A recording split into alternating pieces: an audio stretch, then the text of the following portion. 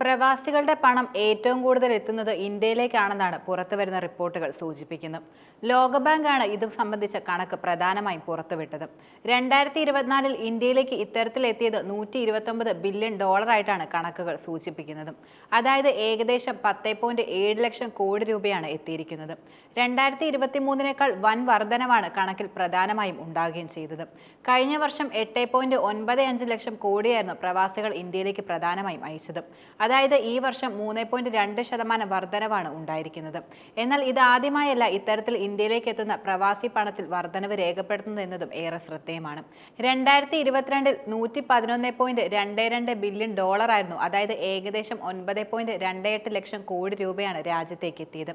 ചരിത്രത്തിലെ തന്നെ $100 ബില്യൺ പ്രവാസി പണം എത്തുന്ന രാജ്യമെന്ന നേട്ടമാണ് ഇന്ത്യ ഇതോടെ കൈവരിച്ചിരിക്കുന്നത്.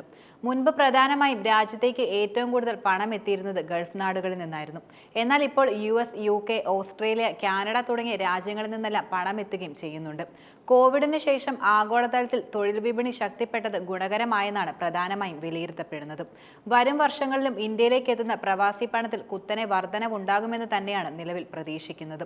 മറ്റ് ദക്ഷിണേന്ത്യൻ രാജ്യങ്ങളായ പാകിസ്ഥാനിലും ബംഗ്ലാദേശിലും സമാനമായ രീതിയിൽ പ്രവാസി പണം എത്തുന്നുണ്ട്. ഇന്ത്യ കഴിഞ്ഞാൽ പട്ടികയിൽ 2ാം സ്ഥാനത്ത് മെക്സിക്കോയാണ് നിലനിൽക്കുന്നത്. $6,820 കോടി ഇവിടേക്ക് പ്രധാനമായും എത്തിയത്. 2023 $6,700 കോടി ആയിരുന്നു നിലനിന്നത്. 3ാം സ്ഥാനത്ത് നിലനിൽക്കുന്നത് ചൈനയാണ്. എന്നാൽ 2023 അപേക്ഷിച്ച് ചൈനയിലേക്ക് എത്തുന്ന പണത്തിൽ കാര്യമായ ഇടിവാണ് ഉണ്ടായത്.